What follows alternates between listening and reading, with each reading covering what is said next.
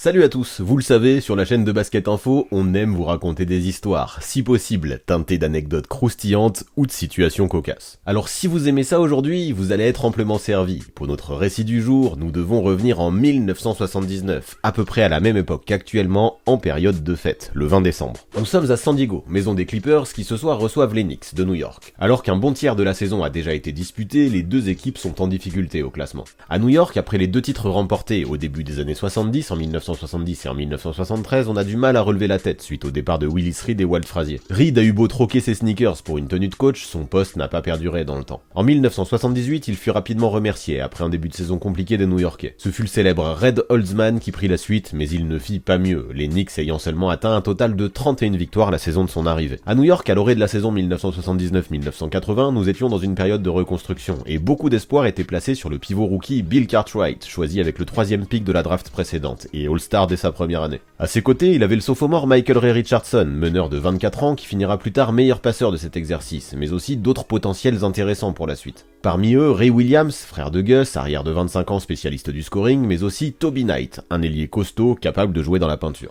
Ok, la plupart de ces noms ne sont pas clinquants, mais la direction de la franchise new-yorkaise était claire, miser sur les jeunes, les développer au maximum et tenter de capitaliser en vue de l'avenir. Pour les entourer, un Earl Monroe de 35 ans, en fin de cycle et seul survivant du titre 1973. Il était toujours là, même si son apport sur le terrain était anecdotique. L'idée pour lui était de réaliser une dernière danse au Madison Square Garden, pour tenter de mettre les jeunes sur la bonne voie. Mis à part lui et Jim Clemons, arrivé à New York peu de temps avant, tout l'effectif affichait un âge se situant entre 22 et 27 ans. Et à New York, on le savait, avant d'espérer des jours meilleurs, il allait falloir faire preuve de patience dans cette période de transition. Cependant, avant cette fameuse rencontre de décembre face aux Clippers, quelques espoirs apparaissaient dans le cœur des fans. Bill Cartwright était excellent, Michael Ray Richardson s'affichait en lieutenant de luxe, et cette jeune escouade, très attachante, car elle donnait tout sur le terrain, commençait à convaincre les fans. Le bilan des New-Yorkais était de 15 victoires pour 18 défaites, et même si tout n'était pas rose, les playoffs étaient toujours en ligne de mire. Voilà pourquoi ce match face aux Clippers avait de l'importance, car même si les adversaires du soir étaient dans la conférence opposée, ils affichaient eux aussi un bilan proche, de 16 victoires pour 19 défaites. La franchise venait de déménager de Buffalo à San Diego, ne disputait que sa deuxième saison en Californie, et avait pour objectif de se construire une fanbase stable dans le sud-ouest des États-Unis. L'objectif n'était pas simple, car l'équipe n'avait pas disputé les playoffs depuis 1976, mais la première saison à San Diego était prometteuse. Les Clippers avaient terminé aux portes de la post-season avec un bilan de 43 victoires pour 39 défaites, et pour les fans californiens, cette saison-là pourrait être la bonne.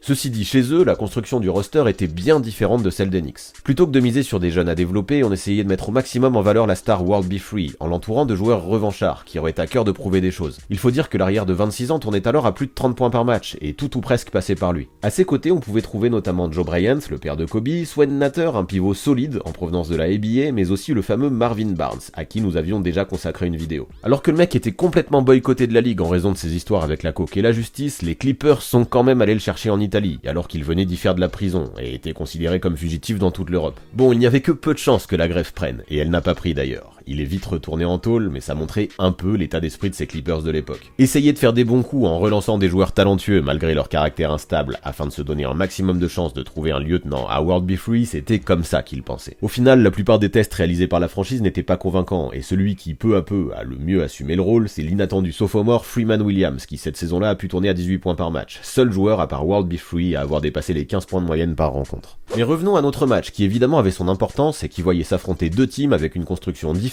mais un objectif commun, faire un run le plus vite possible pour décrocher un ticket pour les playoffs. Pour accéder à ça, il n'y avait pas le choix, il fallait s'imposer contre les autres équipes au bilan similaire. Voilà pourquoi Clippers et Knicks considéraient cette confrontation comme un must-win. Le souci, c'est qu'à ce casting, qu'on évoque depuis le début de la vidéo, il faut ajouter Steve Lees, responsable des opérations de communication pour les Clippers, mais également Ted Leitner, le speaker de la salle de San Diego. Comme nous vous l'expliquions, l'un des objectifs de la franchise était de fidéliser la fanbase, et pour ça, il fallait absolument divertir le public. C'est pour ça que Lees, qui ne manquait pas d'imagination, ne cessait d'innover pour trouver des idées de show originaux, qui seraient effectués à la mi-temps. Pour la réception des Knicks, il voulait marquer le coup, et dans un premier temps, il avait pensé à proposer à des fans tirés au sort de plonger dans une baignoire de gélatine pour tenter d'y dénicher des billets de 100 $, why not? Mais ça ne lui suffisait pas, ça ne lui semblait pas à la hauteur de ce qu'il avait déjà fait, il était persuadé de pouvoir trouver mieux. En même temps, quand on sait que par le passé, il avait déjà fait venir des comédiens à moitié nus qui présentaient à la foule des documents et des lectures érotiques, on s'en rendait compte, le mec n'avait aucune limite. En période de Noël, il fallait taper encore plus fort, et d'un coup, une idée de génie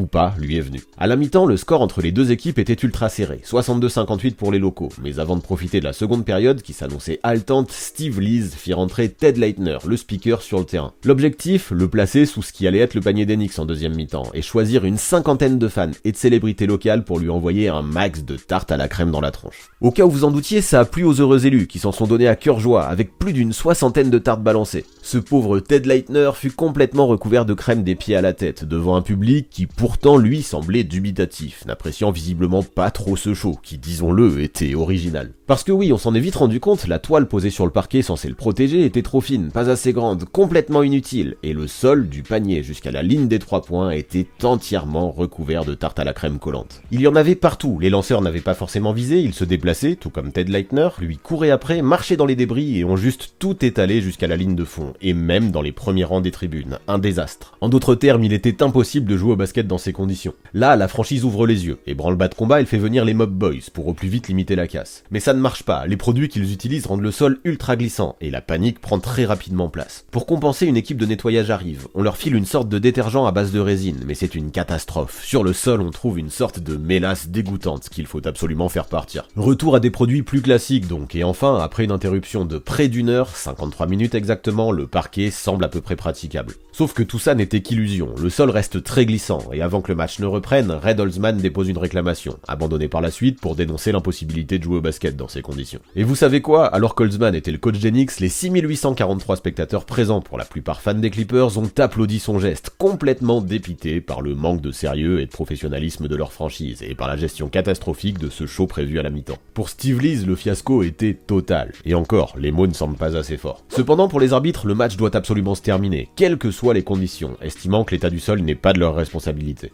Eux-mêmes pourtant annonçaient dans leur rapport en fin de rencontre que le sol était aussi glissant qu'une patinoire, sympa. Bon, en vrai, le match, même retardé, a fini par se jouer sans encombre, et a même produit quelques émotions dans les travées de la San Diego Sports Arena. À 8 minutes du terme, les Knicks, même si la moitié de terrain dans laquelle ils devaient attaquer restait glissante, menaient 102-101. Cependant, le duo Swen-Natter, 24 points, World B. Free, 32 points, a vite mis fin aux espoirs new-yorkais, malgré le match de mammouth de Bill Cartwright qui lui affichait 37 unités à son compteur. Freeman Williams de son côté a été ultra clutch dans le dernier quart et finalement les Clippers s'imposèrent devant leurs fans, sur un score de 128-118. Pour la petite histoire, sachez qu'en fin de saison, ni les New-Yorkais ni les Californiens ne participèrent aux playoffs. Cependant, les Knicks arrivèrent tout de même grâce à leurs jeunes talentueux et l'arrivée de Campy Russell à atteindre la post-season lors de l'exercice suivant, une mini-réussite. Pour les Clippers, par contre, ce ne fut pas la même histoire. L'équipe dut attendre 1992 pour goûter à nouveau aux joies des playoffs, soit au total une période de 16 ans sans post-season, une éternité. Certains diront que c'est le karma. Mais vous voulez connaître le pire? En 1984, l'équipe quittait San Diego sans avoir jamais fait mieux que lors de leur première campagne là-bas, avec 43 wins, et donc bien sûr sans jamais avoir disputé les playoffs. Alors évidemment, les très mauvais résultats sportifs de l'équipe ont été les principaux responsables de cet échec de franchise à San Diego. Fidéliser une fanbase représente une mission impossible quand il n'y a que peu de victoires à la clé. Ceci dit, les fameux shows à la mi-temps de Steve Lees, dont nous n'avons plus aucune trace depuis, n'ont sans doute pas aidé. Parce que ouais, quand tu te rends compte que la franchise de ta ville est dirigée par des guignols, c'est logique que tu n'aies pas forcément envie de t'y attacher ou d'assister au match. Aujourd'hui à Los Angeles, ces Clips, même s'ils n'ont toujours participé à aucune finale NBA dans leur histoire, semblent avoir rebondi, enfin. Et même si Steve Ballmer est un proprio quelque peu fantasque, au moins il semble gérer sa franchise comme il se doit, et pour ça, la fanbase des Clippers est forcément désormais un minimum reconnaissante.